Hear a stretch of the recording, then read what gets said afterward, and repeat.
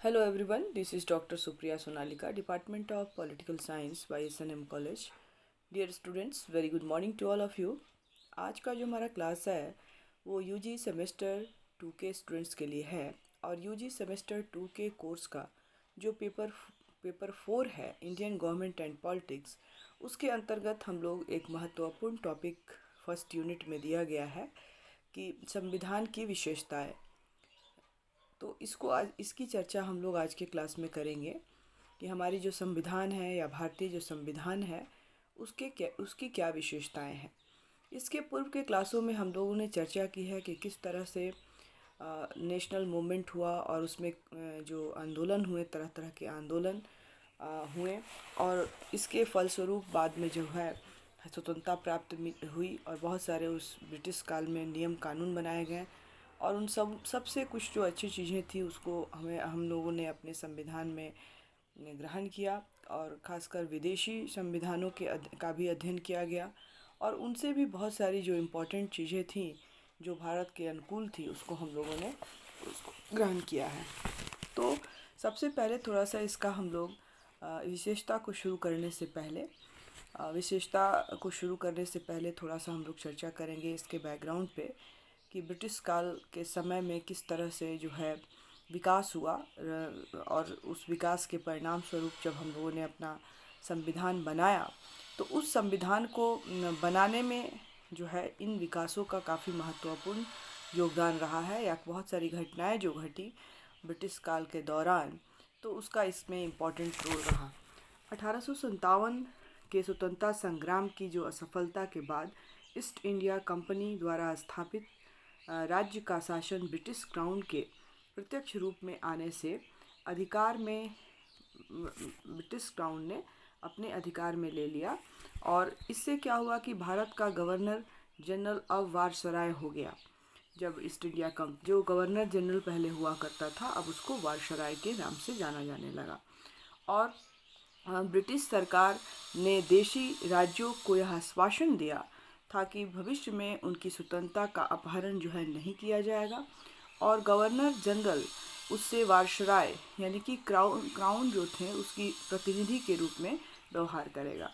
मतलब अब जो है कंपनी का शासन ना होकर डायरेक्टली क्राउन का शासन होगा, ब्रिटेन का शासन होगा, वहाँ के सम्राट का शासन होगा और उसका रिप्रेजेंटेशन जो है वायसराय के रूप में जो यहाँ नियुक्त किए जाएंगे वे लोग करेंगे।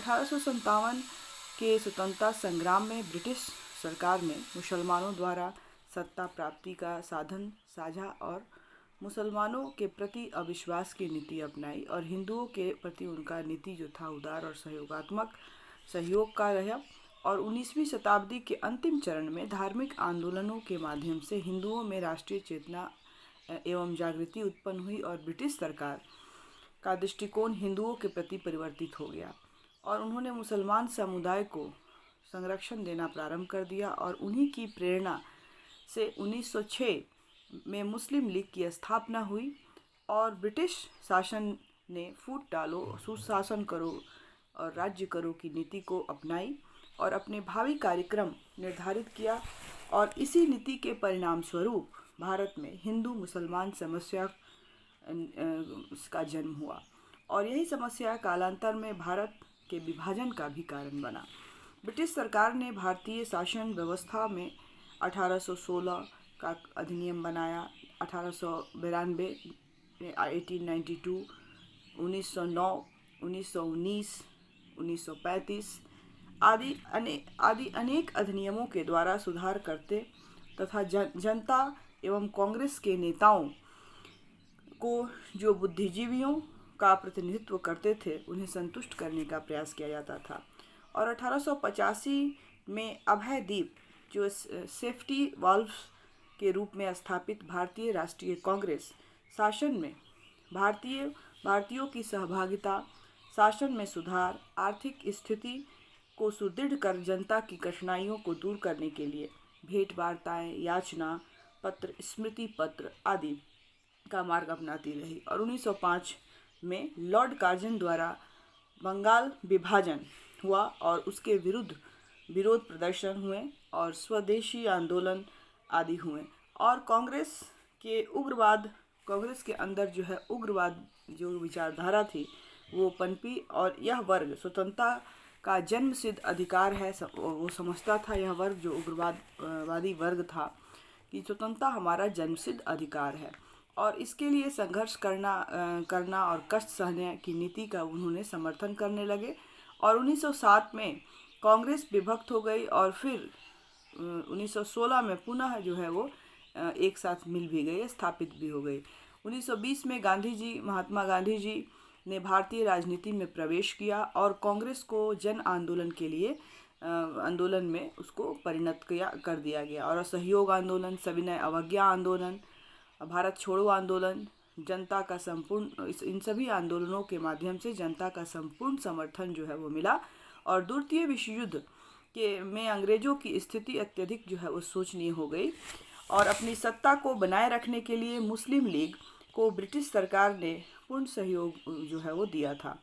और 1940 में मुस्लिम लीग ने पृथक राज्य पाकिस्तान की मांग भी प्रस्तुत की थी ब्रिटिश जो गवर्नमेंट थी उसके सामने। और ब्रिटिश सरकार ने जब यह अनुभव किया कि भारत छोड़ना ही पड़ेगा तो उन्होंने भारत के विभाजन की दिशा में प्रयास किया और लास्टली जो है 1947 में 15 अगस्त को भारत स्वतंत्र हुआ, किंतु भारत का विभाजन कर दिया गया। माउंटबेटन योजना को स्वीकार करते हुए कांग्रेस ने भारत के विभाजन को स्वीकार कर लिया और भारत में संविधान निर्मात्री सभा का गठन किया गया।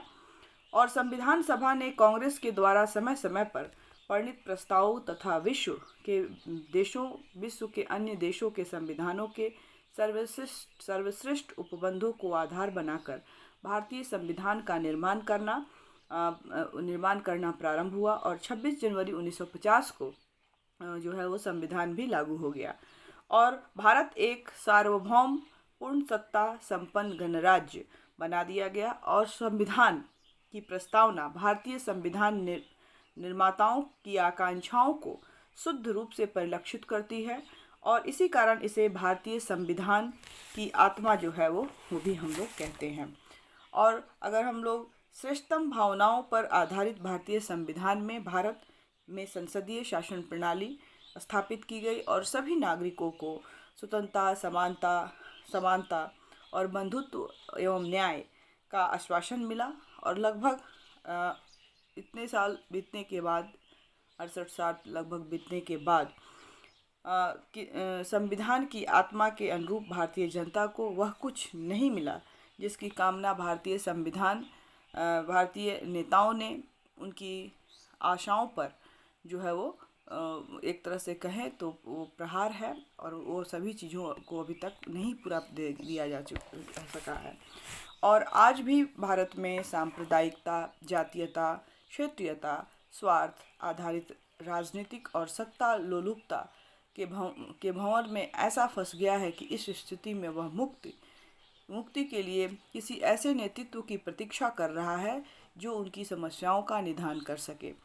जनहित की दृष्टि से संविधान में 90 से लगभग आज 100 से भी ज़्यादा संशोधन हो चुके हैं, किंतु स्थिति में अभी कोई सुधार नहीं हुआ है और राजनीतिक संस्कृति जो है विकृत हो गई है और भारतीय राज्य व्यवस्था पर सामान्य जनता का अब विश्वास उतना नहीं रह गया। यह क्यों हुआ, इसके लिए भारत की राज्य व्यवस्था का सूक्ष्म अध्ययन और विवेचन करना आवश्यक है, किंतु इसके पूर्व जो है भारतीय संविधान का अध्ययन करना बहुत ज़रूरी है कि आखिर भारतीय संविधान जो बनाया गया उसमें क्या व्यवस्थाएं की गई। उसके बाद हम लोग जो है इसमें जो त्रुटियां हैं उसको हम लोग देखेंगे। तो भारतीय जो संविधान है, हम सभी जानते हैं सबसे पहले कि संविधान क्या होता है। तो संविधान जो है किसी भी शासन व्यवस्था के संचालन में संविधान के अनुसार ही किया जाता है, चाहे वो कोई भी देश हो, अपने संविधान के अनुसार ही शासन व्यवस्था चलाती है। संविधान क्या है? लिखित रूप से नियमों कानूनों का वो संग्रह है जिसके द्वारा किसी देश की शासन व्यवस्था चलाई जाती है और संविधान शासन व्यवस्था को आधार प्रदान करता है। और संविधान राजनीतिक व्यवस्था का एक जो है वो एक ड्रॉ ही मात्र नहीं होता, एक खाका मात्र नहीं होता, ना होकर राष्ट्र की जनता की आकांक्षाओं, आस्थाओं, मान्यताओं की भी अभिव्यक्ति होता है। संविधान पदों का विन्यास मात्र ही नहीं वरन यह जो है जीवन की एक शैली है संविधान। और हमारे संविधान निर्माताओं का यह ध्येय था, यह उद्देश्य था, ऐसे व्यवहारिक संविधान का निर्माण करना था जिसे भारत की विशिष्ट परिस्थितियों में एवं संकट की स्थिति में चलाई जा सके।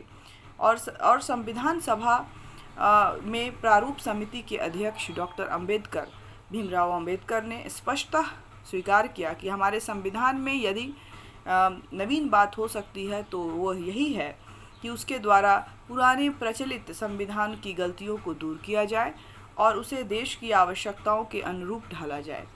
उधार लेने में किसी भी तरह की साहित्यिक चोरी नहीं है और शासन और विधान के बुनियादी सिद्धांतों के बारे में किसी का कोई एकाधिकार नहीं होता है। और इस तरह से संविधान निर्माताओं को इस बात का एहसास था कि भारत जैसे विशाल और विविधताओं से भरे देश के लिए एक ऐसा विधान बनाने जा रहे थे कि वे सामायिक समस्याओं और संकटों के भंवर से राष्ट्र को की जो नौका है उसको काफ़ी सफलतापूर्वक जो है वो निकाल सके और युग युग तक देश के लिए एक दिशा सूचक बना रहे। और इस तरह से हमारे संविधान का निर्माण हुआ। और अगर हम भारत की अब हम चर्चा करते हैं हमारे भारतीय संविधान की, तो बैकग्राउंड मैंने बताया, पृष्ठभूमि बताया। आपने फर्स्ट पेपर में मैंने जो इसका थर्ड पेपर था उसमें constitutional development and national movement, उसमें ये सारी चीज़ों को मैंने पढ़ाया है। लेकिन ये सभी चीज़ें उसी से जुड़ी हुई हैं, संविधान निर्माण से ही, तो इसलिए मैंने उसको फिर से एक बार आपको रिमाइंड कराया कि शायद आपको याद हो जाए। और अब हम लोग चर्चा करते हैं संविधान की विशेषताओं को। तो संविधान की जो है जिसके साइलेंट फीचर जो हैं बहुत सारे हैं। पहला जो इसका साइलेंट जो फीचर है या जो संविधान की विशेषता है वह है कि यह लोकप्रिय संप्रभुता पर आधारित है। Constitution based on the popular subsidiarity. इसका क्या मतलब है? तो इसका मतलब है कि भारतीय संविधान लोकप्रिय संप्रभुता पर आधारित संविधान है, अर्थात यह जनता के द्वारा निर्मित संविधान है और इस संविधान द्वारा अंतिम शक्ति जो है वह भारतीय जनता को प्रदान की गई है। और संविधान की प्रस्तावना में ही यह कहा गया है कि हम भारत के लोग भारत को और इस तरह से दृढ़ संकल्प होकर अपनी इस संविधान सभा में आज दिनांक 26 नवंबर 1949 को एतद द्वारा इस संविधान को अंगीकृत, अधिनियमित तथा आत्मार्पित करते हैं। तो इस तरह से हम कह सकते हैं कि भारतीय संविधान का जो पहला जो महत्वपूर्ण उसकी विशेषता है वह यह है कि यह जो है लोक संप्रभुता पर आधारित है। यहाँ यह संविधान लोगों के द्वारा बनाई गई है। दूसरी जो विशेषता है कि वह है कि लिखित संविधान, यह जो है भारत का जो संविधान है वह लिखित एवं निर्मित संविधान है। इसका क्या मतलब है? तो इसका मतलब ये है कि भारतीय संविधान जो है नवनिर्मित संविधान है और इसको 26 जनवरी 1949 को अधिनियमित, अंगीकृत तथा आत्मार्पित किया गया है।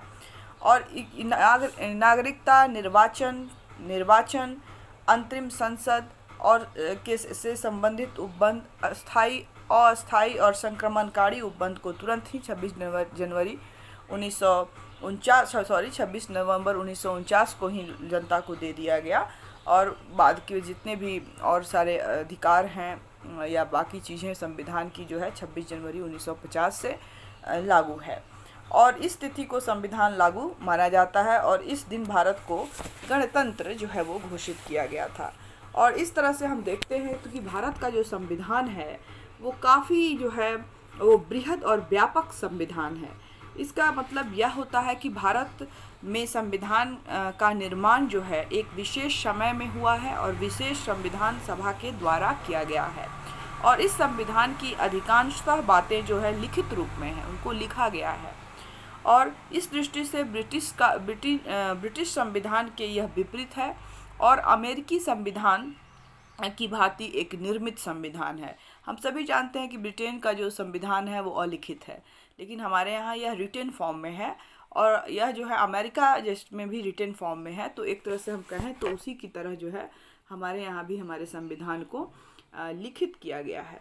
और इसके अंतर्गत जो है एक विचारक हैं डॉक्टर आइवर जेगिंस, वो कहते हैं कि भारतीय संविधान जो है वो विश्व का सर्वाधिक व्यापक संविधान है। और भारत में इसको व्यापक क्यों कहा जा रहा है, क्योंकि भारत के मूल संविधान की अगर हम बात करें तो इसमें 395 अनुच्छेद हैं, अनुच्छेदों को शामिल किया गए थे जो 22 भागों में विभक्त थे, और 8 अनुसूचियाँ थी जो अभी जो है 12 हो गई हैं। और 86वें संवैधानिक संशोधन के पश्चात जो है कुछ अनुच्छेदों का निरसरण किया गया और कुछ नए अनुच्छेद जो है या परिच्छेद जो हैं उसको जोड़ा भी गया है। और आज अगर हम बात करें प्रेजेंट में, तो भारतीय संविधान के जो हैं कुल जो है इसके अंतर्गत 395 अनुच्छेद हैं और 22 जो इसके भाग हैं, और इसके अतिरिक्त 12 अनुसूचियाँ हैं और 3 परिशिष्ट हैं। तो इतना बड़ा डॉक्यूमेंट्स है, ये काफ़ी बड़ा और बृहद है सॉरी।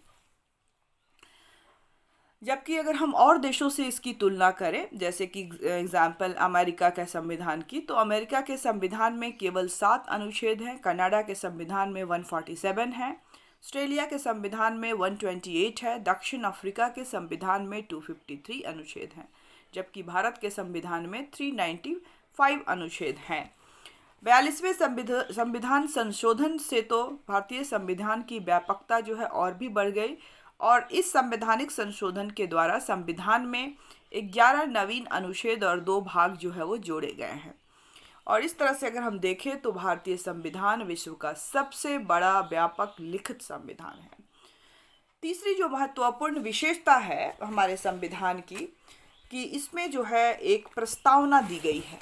प्रस्तावना जो है संविधान की एक विशेषता है, उसमें दी गई है। और संविधान में एक प्रभावशाली एवं प्रेरणा स्रोत प्रस्तावना भी है, और यह प्रस्तावना संविधान के उद्देश्य और लक्ष्य पर निर्धारित करती है यह प्रस्तावना। और प्रारंभ में प्रस्तावना को संविधान का अंग नहीं माना गया था तथा इसमें परिवर्तन के लिए कोई प्रावधान नहीं रखा गया था और इसे न्यायालय में परिवर्तित नहीं किया जा सकता था। लेकिन जहां संविधान की भाषा संदिग्ध हो वहां प्रस्तावना की सहायता ली जा सकती है और प्रस्तावना में संशोधन किया जा सकता है, अथवा यह संविधान का अंग है या नहीं, यह सदैव विवादास्पद जो है विषय रहा है। और इस विवाद पर निर्णय सर्वोच्च न्यायालय के द्वारा केशवानंद भारती बनाम केरल राज्य 1973 में किया गया, और इसके द्वारा प्रस्तावना को संविधान का अंग माना गया तथा निर्णय दिया गया कि इसमें संशोधन भी किया जा सकता है। और 42वें संवैधानिक संशोधन 1976 के द्वारा प्रस्तावना में संशोधन करते हुए समाजवादी, धर्मनिरपेक्ष और अखंडता जैसे शब्दों को जोड़ा गया है। इसके बाद जो इसकी अगली विशेषता है कि भारतीय जो संविधान है वो संविधान जो है संपूर्ण प्रभुत्व संपन्न और लोकतांत्रिक गणराज्य है। इसका क्या मतलब है? सॉवरेन और डेमोक्रेटिक रिपब्लिक का क्या मतलब है? तो सबसे पहले हम लोग समझते हैं संपूर्ण प्रभुत्व संपन्न। तो संपूर्ण प्रभुत्व संपन्न का अर्थ है कि यह जो भारत देश है वह आंतरिक और बाह्य दोनों ही दृष्टि से किसी भी विदेशी सत्ता के अधीन नहीं है, और भारत अंतर्राष्ट्रीय क्षेत्र में अपनी इच्छा के अनुसार आचरण कर सकता है, और वह किसी भी अंतर्राष्ट्रीय समझौते या संधि को मानने के लिए बाध्य नहीं है। और भारत के संविधान में किसी भी स्थान पर ब्रिटिश सत्ता का उल्लेख नहीं किया गया है। दूसरा चीज इसमें कहा गया है लोकतांत्रिक राज्य है, डेमोक्रेटिक कंट्री है। इसका क्या मतलब है? तो भारत एक लोकतंत्रात्मक राज्य है, अर्थात भारत में राज्य सत्ता जनता में निहित होती है। जनता सरकार को चुनती है, अपने लिए चुनती है, बनाती है, तो इसलिए जो है इसमें सारी शक्तियां जो है जनता में केंद्रित होती हैं। जनता को अपने प्रतिनिधित्व निर्वाचित करने का अधिकार होता है, और जनता के वह जो निर्वाचित जो प्रतिनिधित्व होता है जनता के स्वामी ना होकर सेवक के रूप में कार्य करते हैं। तो ये इसी को हम लोग लोकतंत्रात्मक गणराज्य जो है वो कहते हैं। और इसके बाद इसके अंतर्गत एक और चीज़ बोला गया है कि गणराज्य शब्द का यूज़ किया गया है। तो क्या है मीनिंग गणराज्य का? तो ब्रिटेन जैसे विश्व के कुछ जो हैं ऐसे लोकतंत्रात्मक राज्य हैं जहाँ पे राज्य का प्रधान जो होता है वो वंशानुगत होता है। लेकिन भारत एक लोकतांत्रिक राज्य है और लोकतांत्रिक राज्य होने के साथ साथ यहाँ पे यह जो है एक गणराज्य है। गणराज्य का मतलब यह है कि भारतीय राज्य का गणतंत्रात्मक स्वरूप इससे स्पष्ट हो जाता है कि भारत राज्य का जो सर्वोच्च अधिकारी होगा वो वंशानुगत ना होकर राज्य नहीं होगा, बल्कि भारतीय जनता के द्वारा अप्रत्यक्ष रूप से चुना जाता है। मतलब कहने का मतलब यह है कि भारत में जो सबसे सर्वोच्च पद है उस पद पर जो है निर्वाचन के माध्यम से प्रतिनिधि का चुनाव किया जाता है और इसमें जो है जनता अप्रत्यक्ष रूप से भाग लेती है। जैसे हमारे देश का जो सबसे बड़ा संवैधानिक जो पद है वो राष्ट्रपति का पद है, देश के प्रमुख है, सबसे सर्वोच्च पद है। तो इस पद पर कोई भी व्यक्ति जो है ब्रिटेन की भांति वंशानुगत नहीं होता है, राजा का बेटा राजा नहीं होता, बल्कि यहाँ पे जो है चुनाव के द्वारा जो व्यक्ति चुना जाता है वही होता है हमारा जो राज्याध्यक्ष होता है। और इसी को हम लोग कहते हैं गणतंत्र, और इसलिए कहा जाता है कि भारत जो है गणतंत्रात्मक राज्य है। इसके बाद जो अगली विशेषता है कि यह जो है समाजवादी राज्य है। यहाँ पे भारत के संविधान को जो है वो समाजवादी राज्य कहा गया है। और समाजवादी राज्य का क्या मतलब है, तो भारतीय संविधान में समाजवादी तत्व प्रारंभ से ही जो है वो देखने को मिलते थे, लेकिन इससे अधिक महत्व तब प्रदान किया गया जब समाजवादी शब्द को भारतीय प्रस्तावना के अंतर्गत 42वें संवैधानिक संशोधन के माध्यम से 1976 में जो है वो जोड़ा गया। और समाजवाद शब्द का अर्थ जो है अत्यंत व्यापक है। और फिर भी समाजवाद का मूल अभिप्राय क्या है, तो इसका मतलब यह है कि आर्थिक शोषण को समाप्त करना। और भारतीय समाजवाद यूरोपियन समाजवाद तथा चीन की समाजवादी व्यवस्था के अनुरूप नहीं है।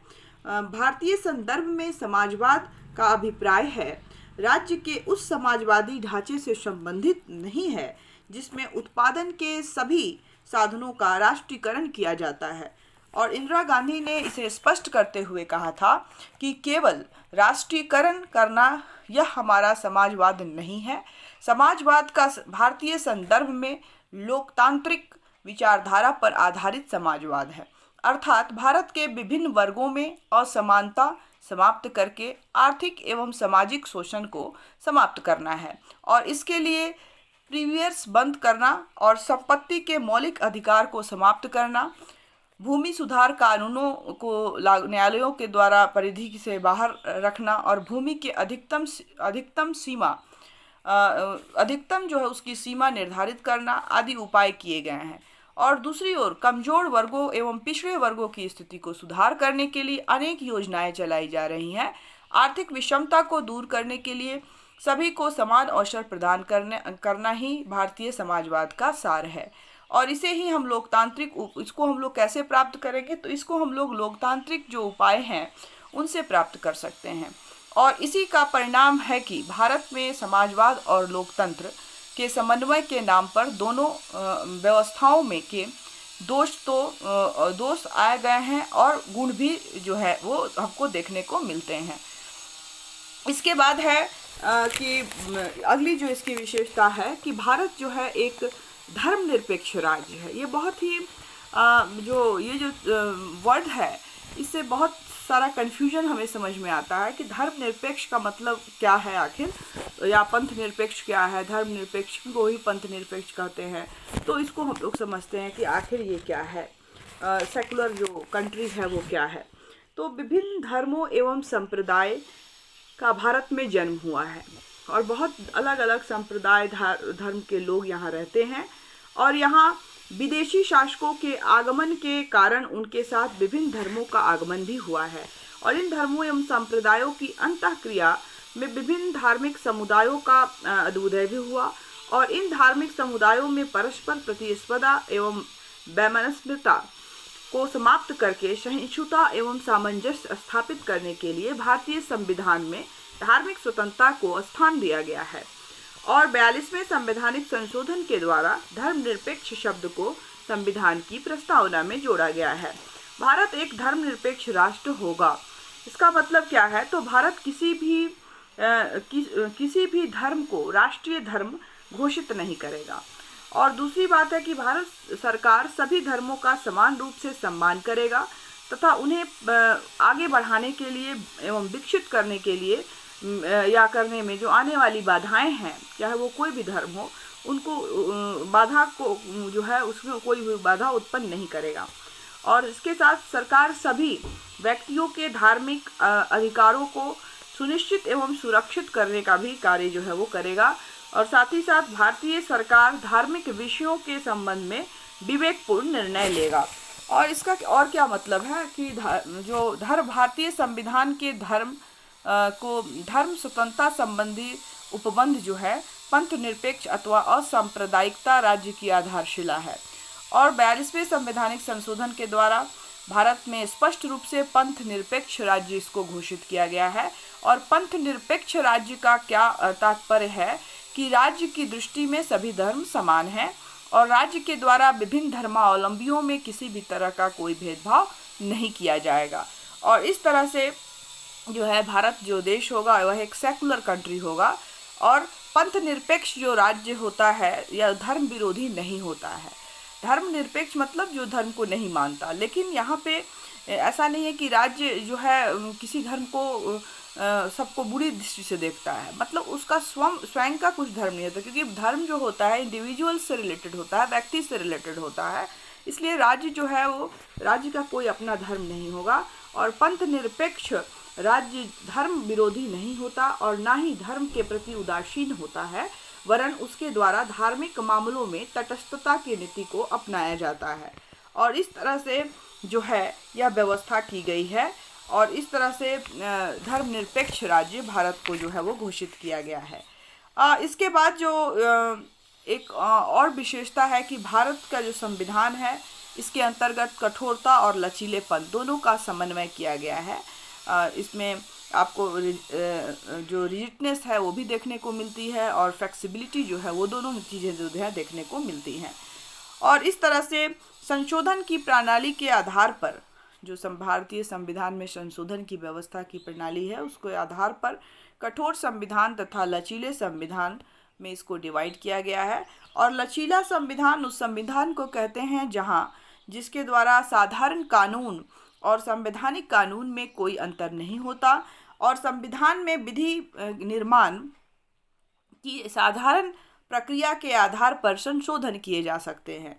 और इसके विपरीत जो कठोर संविधान में संवैधानिक संशोधन के लिए साधारण कानून निर्माण करने से भिन्न एवं जटिल प्रक्रिया मतलब अपनाई जाती है। और इस दृष्टि से अगर हम देखें तो भारतीय संविधान कठोर संविधानों की श्रेणी में आता है, क्योंकि भारतीय संविधान में अधिकांश जो प्रावधान हैं को संशोधित करने के लिए संसद के सदस्यों के बहुमत के अतिरिक्त उपस्थित सदस्यों के 2/3 बहुमत की भी आवश्यकता होती है। और अनुच्छेद 368 के अनुसार कुछ विषयों में संशोधन के लिए संसद के समस्त सदस्यों के बहुमत और उपस्थिति में 2/3 जो है बहुमत के अतिरिक्त जो है कम से कम आधे राज्यों के निर्वाचन मंडलों का भी अनुसमर्थन आवश्यक होता है, जैसे कि राष्ट्रपति के निर्वाचन में की पद्धति में, संघ और इकाइयों के बीच शक्तियों के विभाजन में, राज्यों का संसद के में प्रतिनिधित्व के मामले में आदि कुछ ऐसे मामले हैं जिसमें जो है काफ़ी जटिल प्रक्रिया को अपनाया गया है। और इस तरह से जो है संशोधन के उपयुक्त प्रणाली निश्चित रूप से जो है वो कठोर है। और इस तरह से भारतीय संविधान निर्माताओं के द्वारा पारिभाषिक दृष्टि से कठोर संविधान का जो है वो निर्माण किए जाने पर इस बात में ध्यान रखा गया है कि तेजी से बदलती हुई परिस्थितियों के कारण भारतीय संविधान में बहुत जल्दी ही किसी प्रकार के परिवर्तन करने की आवश्यकता हो सकती है। और इसलिए व्यवहारिक दृष्टि से भारतीय संविधान के संशोधन की पद्धति उतनी जटिल नहीं रखी गई है जितना कि अमेरिका या अन्य संघ राज्यों में के संविधानों में हमें देखने को संशोधन पद्धति जो हम देखते हैं वैसी नहीं है। और कुछ विषयों में तो संविधान में संसद के साधारण बहुमत से भी संशोधन किए जाते हैं, जैसे कि उदाहरण के लिए नवीन राज्यों का निर्माण करना हो या वर्तमान राज्यों का पुनर्गठन करना हो और या भारतीय नागरिकता संबंधी जो प्रावधान हैं में उनमें परिवर्तन करना आदि जो है यह जो है संसद के साधारण बहुमत से ही होते हैं। और इस प्रकार जो है भारतीय संविधान ना तो ब्रिटिश संविधान की भांति लचीला है और ना ही अमेरिकी संविधान की भांति बहुत अत्यधिक कठोर है। मीन्स इन दोनों का मिश्रण है हमारा संविधान। और हमें हमारे इस संबंध में भारतीय संविधान में मध्यम मार्ग को अपनाया गया है। और इसको जो है अभी तक जो भारतीय संविधान है इसकी लोचशीलता इस बात से पता चलती है कि अभी तक भारतीय संविधान में लगभग 103 से भी ज़्यादा जो है संशोधन जो है वो किए जा चुके हैं। इसके बाद आता है एक और जो इसकी खूबसूरती कहें मतलब अच्छाइयाँ कहें हमारे संविधान में, कि हमारे संविधान में संसदात्मक शासन व्यवस्था है, यानी कि पार्लियामेंट्री सिस्टम ऑफ गवर्नमेंट को अपनाया गया है। और भारतीय संविधान निर्मात्री सभा में इस प्रश्न पर विस्तृत विचार विमर्श जो है वो किया गया था कि भारतीय लोकतंत्र में किस प्रकार की शासन व्यवस्था को अपनाई जाए, अध्यक्षात्मक शासन व्यवस्था प्रणाली को या संसदात्मक शासन व्यवस्था जो है या प्रणाली जो है उसको। और भारत के लोगों को 1919 का जो कानून था या 1935 का जो कानून के भारतीय शासन अधिनियमों के अंतर्गत संसदीय शासन का जो अनुभव पहले से था।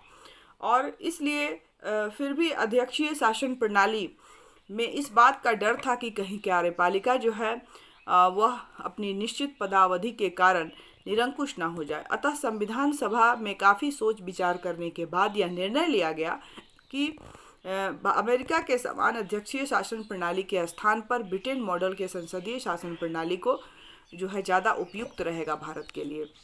और संसदीय प्रणाली में कार्यपालिका विधायिका के प्रति उत्तरदायी रहती है तथा उसका विश्वास खो देने पर कायम नहीं रह सकती।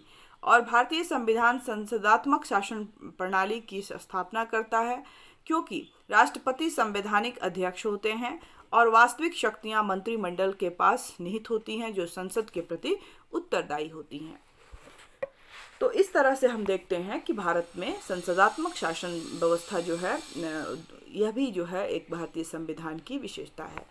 अगली विशेषता है कि हम भारतीय संविधान एकात्मक लक्षणों के सहित संघात्मक शासन के भी लक्षण इसमें देखने हमको मिलते हैं। Federal government with some unitary features, ये क्या है? तो भारतीय संविधान के प्रथम अनुच्छेद में अनुसार यह जो है इंडिया जो है भारत जो है राज्यों का एक संघ होगा, ऐसा कहा गया है।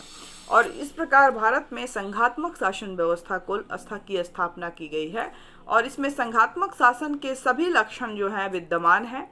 और संविधान में शासन शक्ति एक स्थान पर केंद्रित ना होकर केंद्र और राज्य सरकारों में विभाजित कर दी गई है और दोनों अपने अपने क्षेत्र में स्वतंत्र होते हैं। और संविधान लिखित और बहुत सीमा तक कठोर है और इसे सर्वोच्च स्थिति प्रदान की गई है।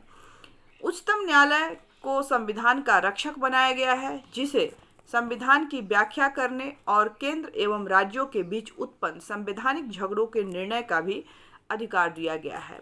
और इस प्रकार अगर हम देखें तो संघात्मक शासन व्यवस्था स्थापित की गई है, किंतु कुछ ऐसे भी तत्व हैं जिससे कि यह पता चलता है कि इसका झुकाव जो है भारतीय संविधान का एकात्मक शासन की ओर भी दिखता है हमें। और जैसे कि एकहरी नागरिकता, सिंगल सिटीजनशिप, एकहरी न्यायपालिका, अखिल भारतीय सेवाएं, राष्ट्रपति द्वारा राज्यों के राज्यपालों की नियुक्ति, संसद द्वारा राज्यों के नाम, क्षेत्र एवं सीमाओं में परिवर्तन आदि। और अंत में राष्ट्रपति के संकटकालीन जो अधिकार के अंतर्गत संकटकालीन की घोषणा द्वारा, तो यह स्पष्ट रूप से संघात्मक व्यवस्था को एकात्मक व्यवस्था के अंतर्गत बदल देता है।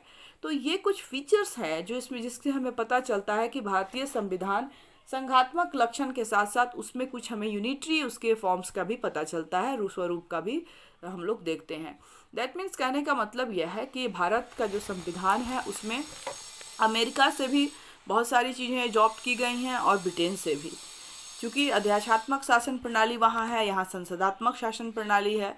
तो इन दोनों को के जो विशेषताएं थी उनको यहाँ पे ग्रहण करने की जो है वो कोशिश की गई है। अगली जो विशेषता है भारतीय संविधान की वह है कि संसदीय प्रभुता तथा न्यायिक सर्वोच्चता में समन्वय।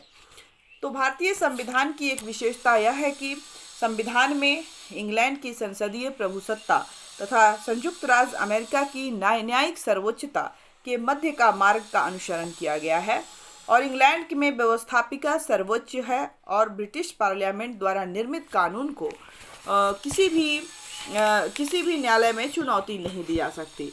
इसके ठीक विपरीत जो है अमेरिका में संविधान में न्यायपालिका की सर्वोच्चता के सिद्धांत को अपनाया गया है, जिसका अर्थ है कि न्यायालय संविधान का रक्षक और अभिभावक है और न्यायालय संघीय व्यवस्थापिका अर्थात कांग्रेस द्वारा निर्मित कानून या कार्यपालिका के आदेशों का परीक्षण कर यह निश्चित करता है कि कोई विधि या आदेश संविधान के उपबंधों के विरुद्ध तो नहीं है और संविधान के उल्लंघन करने वाली विधियों या आदेशों को उनके द्वारा अवैध घोषित कर दिया जा सकता है।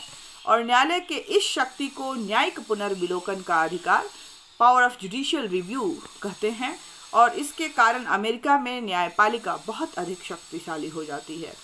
और भारत में संसदात्मक शासन व्यवस्था को अपनाकर संसदीय सर्वोच्चता को स्वीकार किया गया है, लेकिन इसके साथ ही साथ संघात्मक व्यवस्था के आदर्श के रूप में न्यायालय को संविधान की व्याख्या करने एवं उनके विधियों को और आदेशों को अवैध घोषित करने का भी अधिकार जो है और जो संविधान के विरुद्ध हो। और न्यायालय के इस अधिकार के साथ ही संसद को यह भी अधिकार प्राप्त है कि वह न्यायालय की शक्तियों की आवश्यकता अनुसार वह सीमित कर सकता है और इस प्रकार भारतीय संविधान के द्वारा ना तो ब्रिटेन के समान संसदीय प्रभुता को स्वीकार किया गया है और ना ही अमेरिका की भांति न्यायपालिका की सर्वोच्चता को, वरन दोनों पद्धतियों के बीच की प्रणाली को अपनाया गया है। और इस संदर्भ में डी बासु, दुर्गादास बसु कहते हैं कि भारतीय संविधान में अद्भुत ढंग से अमेरिकी न्यायपालिका की सर्वोच्चता के सिद्धांत को एवं इंग्लैंड के संसदीय प्रभुसत्ता के सिद्धांत के बीच का मार्ग अपनाया गया है।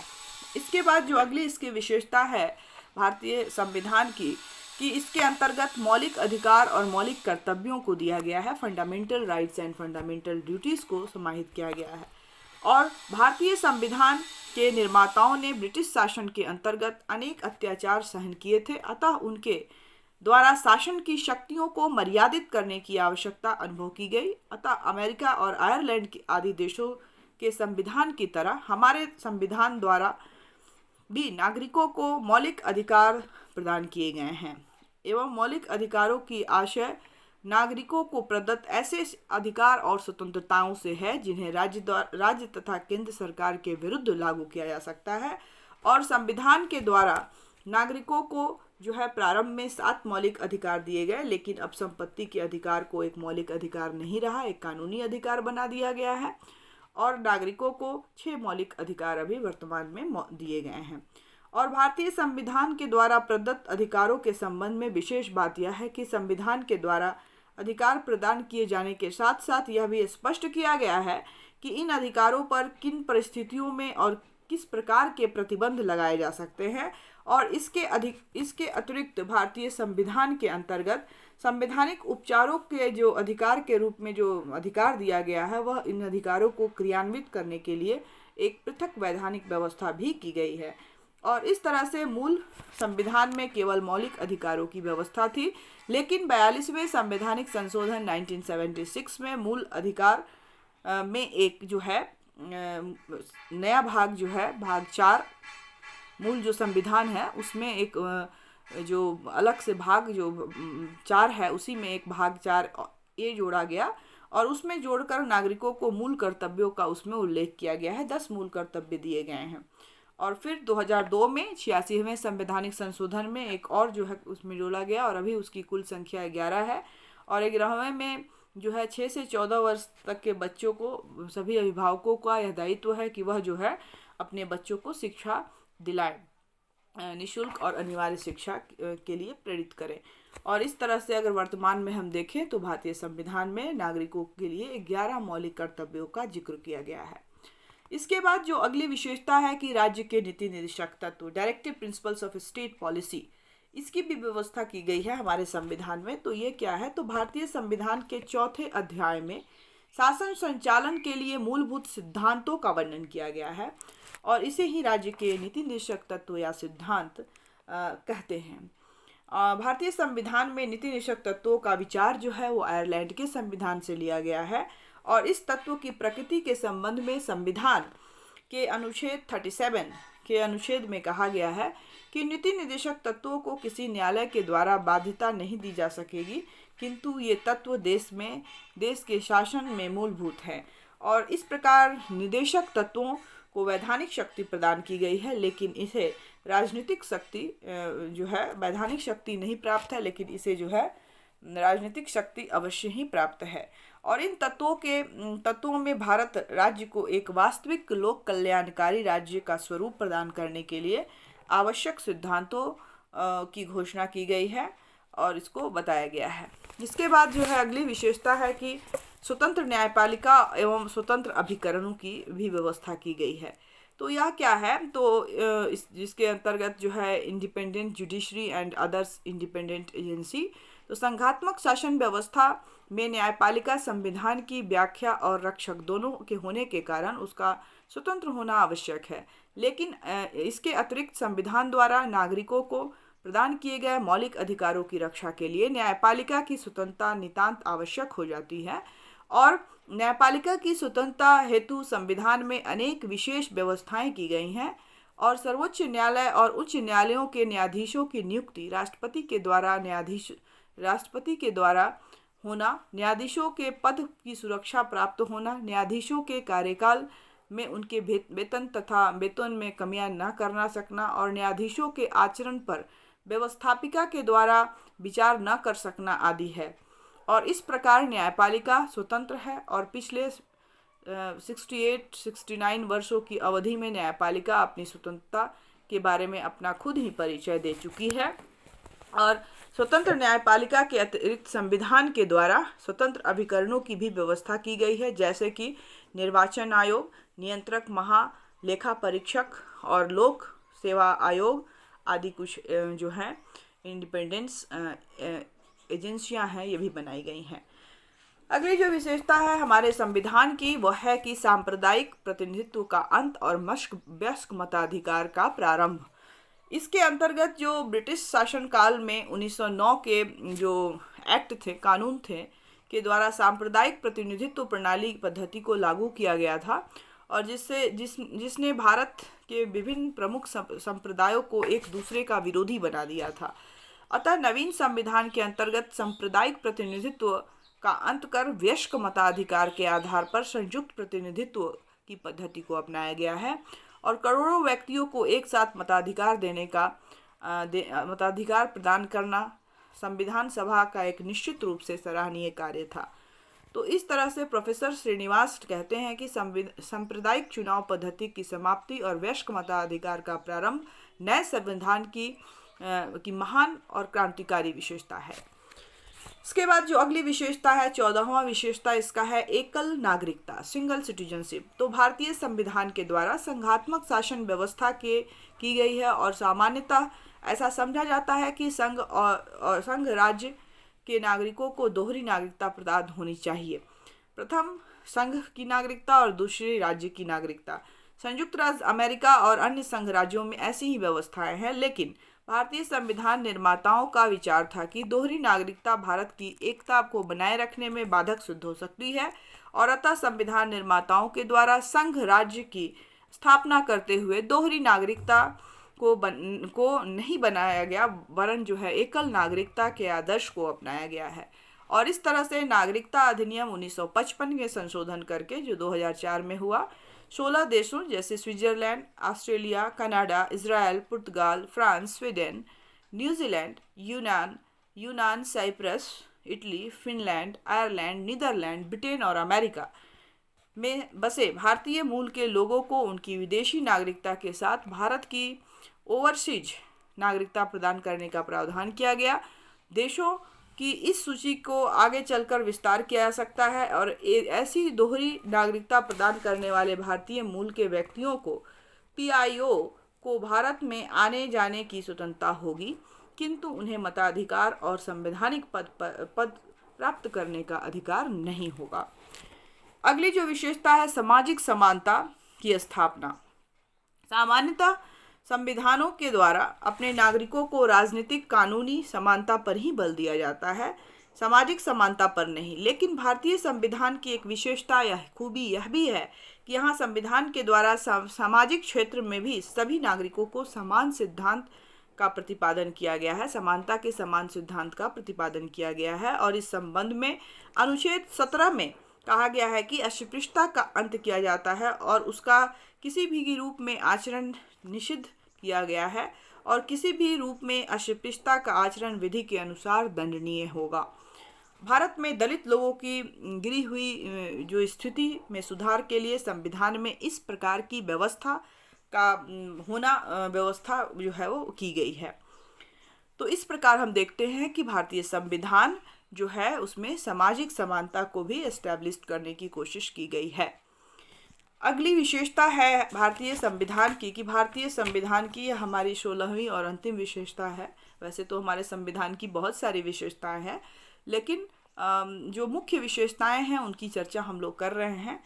और अंतिम विशेषता इसकी है कि लोक कल्याणकारी राज्य जो है की स्थापना करना।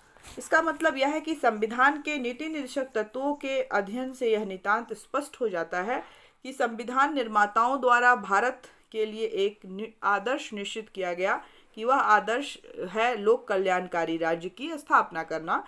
और भारतीय संविधान निर्माता स्पष्ट रूप से यह चाहते थे कि भारत की केंद्रीय और राज्य सरकारें, भारत में जो केंद्रीय सरकार है और राज्य सरकारें भारतीय नागरिकों को पुष्टिकर भोजन, वस्त्र, निवास, शिक्षा और स्वास्थ्य की अधिकता जो सुविधाएं हैं प्रदान करें, उनके जीवन स्तर को ऊंचा उठाए और उनके द्वारा अधिक से अधिक संभव सीमा तक आर्थिक समानता को स्थापित की गई है। और केंद्रीय सरकार तथा राज्य सरकारें संविधान में निर्दिष्ट इन लक्ष्यों को प्राप्त करने के लिए निरंतर प्रयत्नशील है और इस लक्ष्य की प्राप्ति के लिए नियोजन की पद्धति को अपनाया गया है और समाजवादी शब्द के ढांचे की स्थापना जो है की नीति भी जो है वो निर्धारित की गई है। तो ये सब उपरोक्त जितने भी मैंने आपको विशेषताएं बतलाई, ये सारे हमारे भारतीय संविधान की विशेषताएं हैं। जैसे कि हमने देखा कि भारतीय संविधान जो है एक तो निर्मित संविधान है, लिखित संविधान है, काफ़ी व्यापक संविधान है, कठोरता और लचीलता का इसके अंतर्गत समन्वय है। यह संप्रभुत्व संपन्न गणराज्य है, उस धर्मनिरपेक्ष या पंथ निरपेक्ष राष्ट्र होगा भारत, ये कहा गया है। सामाजिक समानता की बात की गई है, एकहरी नागरिकता की बात की गई है, संघात्मक जो संसदात्मक शासन व्यवस्था को अपनाया गया है। संघात्मक शासन व्यवस्था के साथ साथ कुछ एकात्मक लक्षण भी इसमें हमें दिखाई देते हैं। उसके बाद जो है जो मौलिक अधिकार हैं, फंडामेंटल राइट्स, डायरेक्टिव प्रिंसिपल और फंडामेंटल ड्यूटीज़, इन सभी चीज़ को इसमें डाला गया है। एकहरी जो नागरिकता है, नागरिकता दी गई है। स्वतंत्र न्यायपालिका की व्यवस्था की गई है। उसके बाद सांप्रदायिक प्रतिनिधित्व का अंत कर जो है मताधिकार जो है वयस्क मताधिकार को इसमें बढ़ावा दिया गया है। और इस तरह से जितने भी ये सारे जो चीज़ें हैं, ये सभी जो हैं भारतीय संविधान की विशिष्ट जो हैं इसके लक्षण हैं, विशिष्ट इसके विशेषताएं हैं। और इन सभी विशेषताएं बहुत सारी विशेषताएं हैं संविधान की। चूँकि हमारे देश में अलग अलग देशों के बहुत सारे संविधानों से जो है कुछ ना कुछ चीज़ें जो हैं भारतीय संविधान में ग्रहण किया गया है, तो उन सभी चीज़ों को जो है इसमें समाहित करने का जो है वो प्रयास किया गया है। और जितनी भी अच्छी चीज़ें हैं जो भारत के लिए अनुकूल थी, भारत की एकता अखंडता के लिए अनुकूल थी, उनको समाहित किया गया है। तो ये था हमारा आज का क्लास। अब हम लोग डिस्कस कर लेते हैं कुछ क्वेश्चन जो इससे आते हैं। तो भारतीय संविधान की एक तो क्वेश्चन आता है लॉन्ग में कि भारतीय संविधान की विशेषताओं का वर्णन करें और यह किस प्रकार यह संविधान जो है शांति काल और संकट काल में भारत की एकता को बनाए रखने में समर्थ है, स्पष्ट करें। इसके बाद एक क्वेश्चन आ सकता है सिंपल में कि भारतीय संविधान की प्रमुख विशेषताओं का वर्णन करें। इस तरह से क्वेश्चन आ सकता है। या शॉर्ट नोट्स पर भी क्वेश्चंस आ सकता है, जैसे पंथ निरपेक्षता के बारे में पूछा जा सकता है, एकल नागरिकता के बारे में पूछा जा सकता है, संपूर्ण प्रभुत्व संपन्न गणराज्य क्या है इसके बारे में पूछा जा सकता है। मूल ढांचे को लेकर जो बहुत सारे विवाद हैं, जिसको मैंने आरंभ में ही बताया, केशवानंद भारती का हो इंदिरा गांधी बनाम राजनारायण का केस हो 1975 का, या फिर मिनरवा मिल्स का केस हो 1980 का, या फिर SR बम्बई बनाम भारत संघ का केस हो 1994 का।